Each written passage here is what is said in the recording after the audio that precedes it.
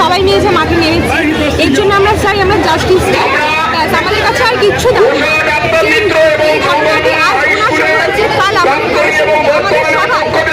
বাইরের বাইরে অনেক ভাই বোন আছে যারা বাইরে পড়াশোনা করে, রাতে টিউশন করে তারপর বাড়ি ফেরে, তারপর আমরা শুধু কিছু এই যে নিরাপত্তা চাই।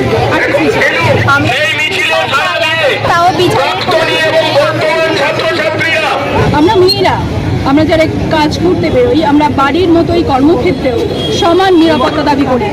যে বিচার চলছে সেই বিচার যাতে সঠিক পথে ধাবিত হয় এবং যে অন্যায় ঘটে গেছে সেই অন্যায়ের সঙ্গে জড়িত সমস্ত দোষী যাতে শাস্তি পায়।